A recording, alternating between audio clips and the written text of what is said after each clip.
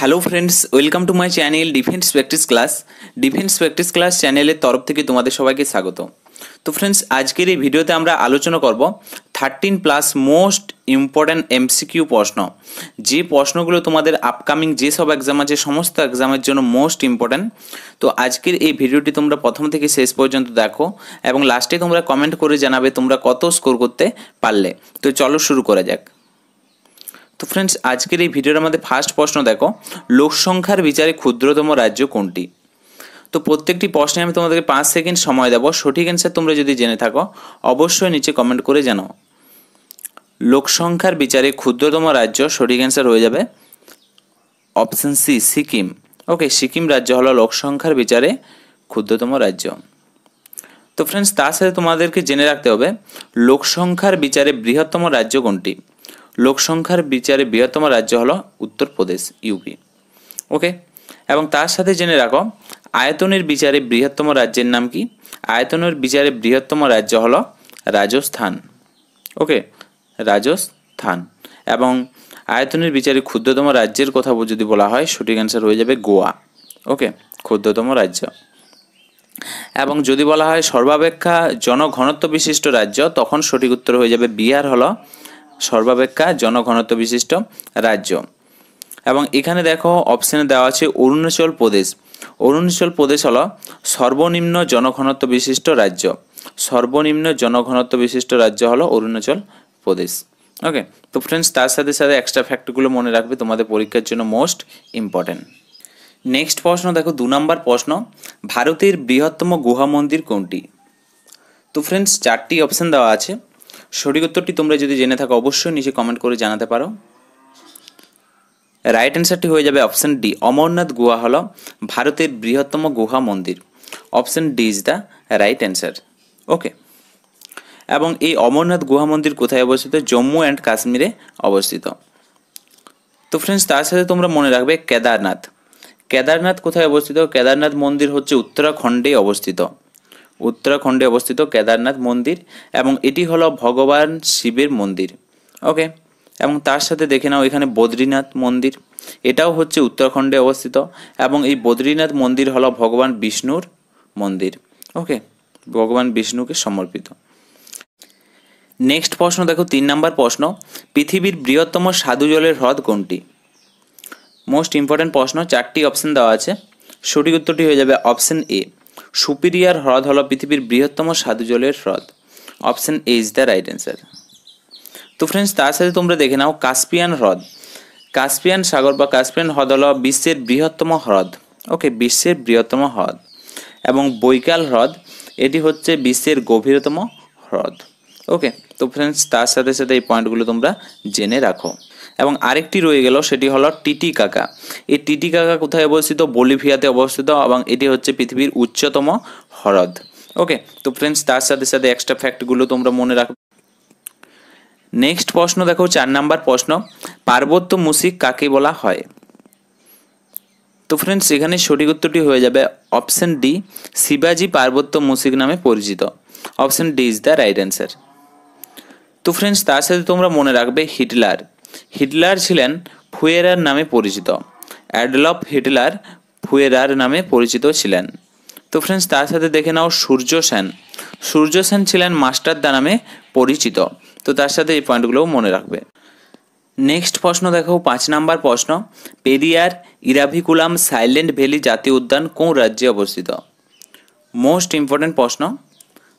তো ফ্রেন্ডস, এই প্রশ্নের সঠিক উত্তরটি হয়ে যাবে অপশন ডি, কেরালা। পেরিয়ার ইরাভিকুলাম এবং সাইলেন্ট ভ্যালি জাতীয় উদ্যান কেরল রাজ্যে অবস্থিত। Option D is the right answer. Next প্রশ্ন দেখো, 6 নম্বর প্রশ্ন, ফোবস কার উপগ্রহ?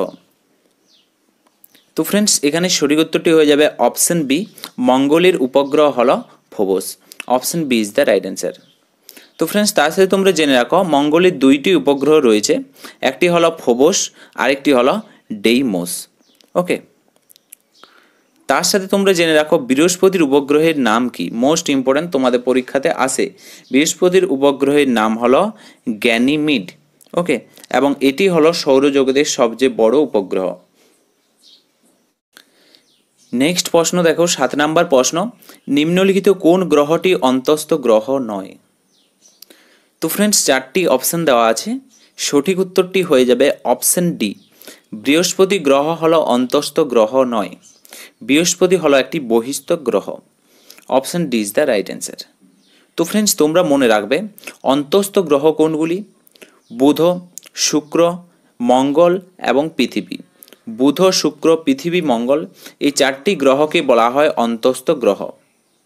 এবং বহিস্থ গ্রহ কোনগুলিকে বলা হয়? বৃহস্পতি, শনি, ইউরেনাস, নেপচুন এই 4টি গ্রহকে বলা হয় বহিস্থ গ্রহ, বা এই গ্রহগুলিকে দৈত্যাকৃতি গ্রহও বলা হয়। ওকে, নেক্সট প্রশ্ন দেখো 8 নাম্বার প্রশ্ন, নিম্নলিখিত সবুজাভ গ্রহ কোনটি? তো ফ্রেন্ডস তোমরা যদি সঠিক অ্যান্সার জানো অবশ্যই নিচে কমেন্ট করে জানাতে পারো। এখানে রাইট অ্যান্সার হয়ে যাবে অপশন বি, ইউরেনাসকে বলা হয় সবুজাভ গ্রহ। Option B is the right answer. তাছাড়াও ফ্রেন্ডস তোমরা মনে রাখবে পৃথিবীকে কি গ্রহ বলা হয়? পৃথিবীকে বলা হয় নীল গ্রহ, এবং শুক্রকে বলা হয় হলুদ গ্রহ, এবং মঙ্গলকে বলা হয় লাল গ্রহ। তো তার সাথে সাথে এক্সট্রা ফ্যাক্টগুলোও তোমরা মনে রাখবে। নেক্সট প্রশ্ন দেখো 9 নাম্বার প্রশ্ন, প্রতি 1 ডিগ্রি দ্রাঘিমার পার্থক্যে সময়ের পার্থক্য কত? তো এখানে 4টি অপশন দেওয়া আছে, 3 মিনিট, 4 মিনিট, 8 মিনিট, 1 মিনিট। তো সঠিক উত্তরটি হয়ে যাবে অপশন বি, 4 মিনিট। ওকে, প্রতি 1 ডিগ্রি দ্রাঘিমার পার্থক্যে সময়ের পার্থক্য হলো 4 মিনিট। Option B is the right answer. Next প্রশ্ন দেখো 10 নাম্বার প্রশ্ন, ভূত্বকে কোন শিলা প্রথমে সৃষ্টি হয়? তো 4টি অপশন দেওয়া আছে, পাললিক শিলা, আগ্নেয় শিলা, বেসাল্ট শিলা। রাইট অ্যান্সার হয়ে যাবে অপশন বি, আগ্নেয় শিলা। ভূত্বকের কোন শিলা প্রথমে সৃষ্টি হয়? আগ্নেয় শিলা হয় প্রথমে সৃষ্টি। Option B is the right answer. Next প্রশ্ন দেখো 11 নম্বর প্রশ্ন, ভূমিকম্পের দেশ কাকে বলে?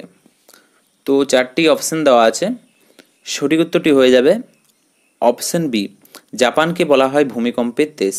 Option B is the right answer, Japan. তো ফ্রেন্ডস তার সাথে তোমরা এখানে মনে রাখবে ভূমিকম্পের তীব্রতা পরিমাপক স্কেলের নাম কি? ভূমিকম্পের তীব্রতা পরিমাপক স্কেলের নাম হলো রিক্টার স্কেল। ওকে, রিক্টার স্কেল। তার সাথে ফ্রেন্ডস তোমরা মনে রাখবে ভূমিকম্প সৃষ্টি বৃহৎ সমুদ্রের ঢেউকে জাপানে কি বলা হয়?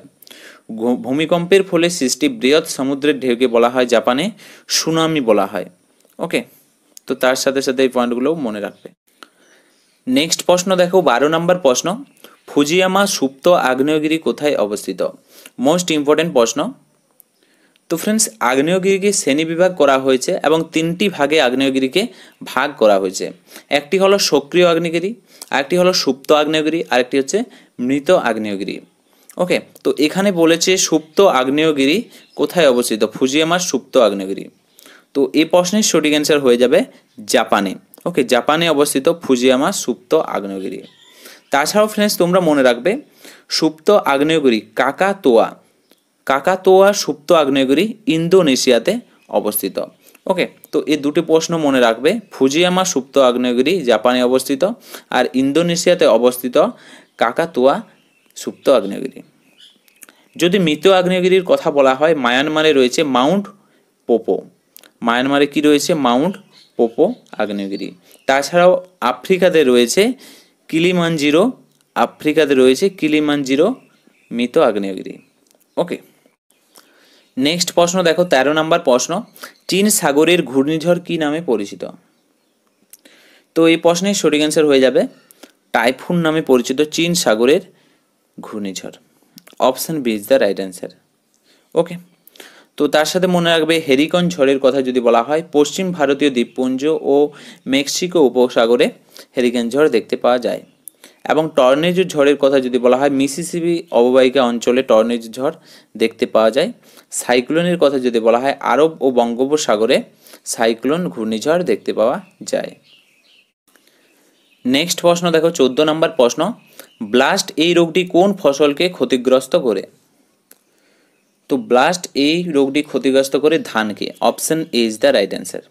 ওকে, নেক্সট প্রশ্ন দেখো 15 নম্বর প্রশ্ন, ব্ল্যাক আর্থ এই রোগটি কিসের উপর প্রভাব বিস্তার করে? ব্ল্যাক আর্থ এই রোগটি কিসের উপর প্রভাব বিস্তার করে? তো রাইট অ্যান্সার তোমরা নিচে কমেন্ট করে জানাও। Option C is the right answer, কার্পাস। ওকে, কার্পাসের উপর প্রভাব বিস্তার করে ব্ল্যাক আর্থ এই রোগটি। Option C is the right answer. Next প্রশ্ন দেখো, 16 নম্বর প্রশ্ন, হিন্দুকুশ পর্বত কোন দেশে অবস্থিত? হিন্দুকুশ পর্বত কোন দেশে অবস্থিত? তো 4টি অপশন দেওয়া আছে, রাইট অ্যান্সারটি হয়ে যাবে অপশন বি, আফগানিস্তানে অবস্থিত হিন্দুকুশ পর্বতমালা। Option B is the right answer. Next প্রশ্ন দেখো, 17 নম্বর প্রশ্ন, কালো হীরা কাকে বলে? তো ফ্রেন্ডস 4টি অপশন দেওয়া আছে, কালো হীরা বলা হয় কয়লাকে। Option D is the right answer. Next প্রশ্ন দেখো, 18 নম্বর প্রশ্ন, বিশুদ্ধ সোনা সমান কত ক্যারেট? মোস্ট ইম্পর্টেন্ট প্রশ্ন। তো এই প্রশ্নের সঠিক উত্তরটি হয়ে যাবে অপশন বি, 24 ক্যারেটকে বিশুদ্ধ সোনা হিসাবে প্রকাশ করা হয়। Option B is the right answer. Next প্রশ্ন দেখো, 19 নম্বর প্রশ্ন, নিম্নলিখিত কোনটি তাপ পরিমাপক যন্ত্র? তো ফ্রেন্ডস সঠিক অ্যান্সার তোমরা যদি জেনে থাকো অবশ্যই নিচে কমেন্ট করে জানাতে পারো। রাইট অ্যান্সার হয়ে যাবে অপশন বি, ক্যালোরিমিটার যন্ত্রের সাহায্যে তাপ পরিমাপ করা হয়। Option B is the right answer. তার সাথে ফ্রেন্ডস তোমরা মনে রাখবে, কালারিমিটার যন্ত্র, কালারিমিটার যন্ত্রের সাহায্যে বর্ণের উজ্জ্বল্য তুলনামূলকভাবে নির্ণয় করতে ব্যবহার করা হয়। ক্রোনোমিটার যন্ত্র, ক্রোনোমিটার যন্ত্রে কী করা হয়, নিখুঁতভাবে সময় পরিমাপ করতে এই যন্ত্র ব্যবহার করা হয়, বিশেষত জাহাজে এই যন্ত্র ব্যবহার করা হয়। ম্যানোমিটার যন্ত্র, তো ফ্রেন্ডস এই ম্যানোমিটার যন্ত্রের মাধ্যমে গ্যাসের চাপ মাপা হয়। তার সাথে সাথে পয়েন্টগুলো মনে রাখবে। পরবর্তী প্রশ্ন দেখো, 20 নম্বর প্রশ্ন, কাঁচা রেশম উৎপাদনের জন্য রেশম পোকার চাষ পদ্ধতিকে কি বলা হয়? তো এই প্রশ্নের সঠিক অ্যান্সার হয়ে যাবে সেরিকালচার বলা হয়। Option B is the right answer. Okay, তো কাঁচা রেশম উৎপাদনের জন্য রেশম পোকার চাষ পদ্ধতিকে বলা হয় সেরিকালচার। ওকে, তার সাথে ফ্রেন্ডস তোমরা দেখে নাও সেলেনোলজি।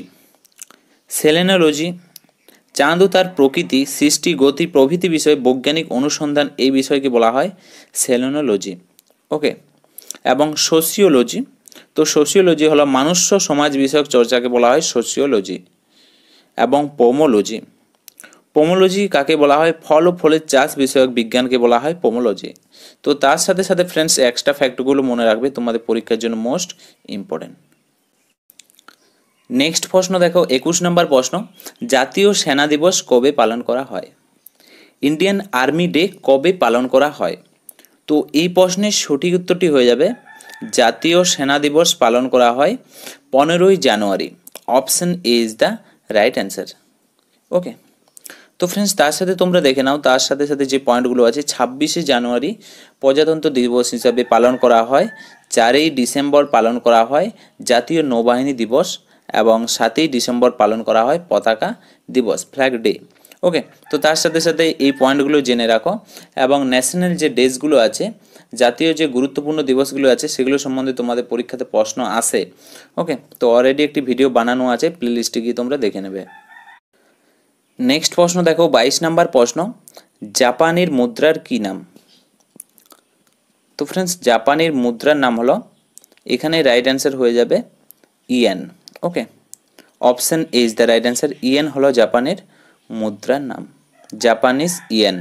ওকে, এবং তার সাথে তোমরা মনে রাখবে জাপান এবং চীনের মুদ্রার নাম কিছুটা একই। ওকে, ইয়েন, আবার আরেকটি হলো চীনের মুদ্রার নাম হলো ইয়ান। ওকে, তো চীনের মুদ্রার নাম হলো ইয়ান এবং জাপানের মুদ্রার নাম হলো ইয়েন। ওকে, তার সাথে ফ্রেন্ডস তোমরা দেখে নাও জাপানের ক্যাপিটাল, জাপানের রাজধানীর নাম কি? জাপানের রাজধানীর নাম হলো টোকিও। ওকে, এবং জাপানের সংসদের কথা যদি বলা হয়, ন্যাশনাল ডায়েট হলো জাপানের সংসদের নাম, এবং জাপানের জাতীয় প্রতীক যদি বলা হয় চন্দ্রমল্লিকা, চন্দ্রমল্লিকা হলো জাপানের জাতীয় প্রতীক। ওকে, তো তার সাথে সাথে এই পয়েন্টগুলো তোমরা জেনে রাখো। নেক্সট প্রশ্ন দেখো, 23 নম্বর প্রশ্ন, অন্ধকারময় মহাদেশ কাকে বলে? তো ফ্রেন্ডস এখানে 4টি অপশন দেওয়া আছে, তো সঠিক উত্তরটি হয়ে যাবে অপশন বি, আফ্রিকাকে বলা হয় অন্ধকারময় মহাদেশ। Option B is the right answer. তার সাথে ফ্রেন্ডস তোমরা মনে রাখবে রোম, রোমকে কি বলা হয়? পোপের শহর বলা হয় রোমকে, পোপের শহর বলা হয় রোমকে। এবং লাসা, লাসাকে বলা হয় নিষিদ্ধ নগরী বলা হয় লাসাকে। ওকে, এবং এখানে দেখে নাও নরওয়ে, মোস্ট ইম্পর্টেন্ট, নিশীথ সূর্যের দেশ বলা হয় নরওয়েকে। ওকে, তো তার সাথে সাথে এই পয়েন্টগুলোও তোমরা মনে রাখো। নেক্সট প্রশ্ন দেখো, 24 নম্বর প্রশ্ন, রোম কোন নদীর তীরে অবস্থিত? তো ফ্রেন্ডস, 4টি অপশন দেওয়া আছে, 4টি অপশনের মধ্যে সঠিক উত্তরটি তোমরা নিচে কমেন্ট করে জানাও, এই প্রশ্নটা তোমাদের জন্য। নেক্সট প্রশ্ন হলো 25 নম্বর প্রশ্ন, ডুরান্ট রেখা কোন দুই দেশের মধ্যবর্তী সীমা? 25 নম্বর প্রশ্ন হলো, ডুরান্ট রেখা কোন দুই দেশের মধ্যবর্তী সীমা? তো ফ্রেন্ডস, এই প্রশ্নের সঠিক অ্যান্সার হয়ে যাবে অপশন বি, পাকিস্তান ও আফগানিস্তান। ওকে, পাকিস্তান ও আফগানিস্তান এই দুই দেশের সীমানা হচ্ছে ডুরান্ট রেখা।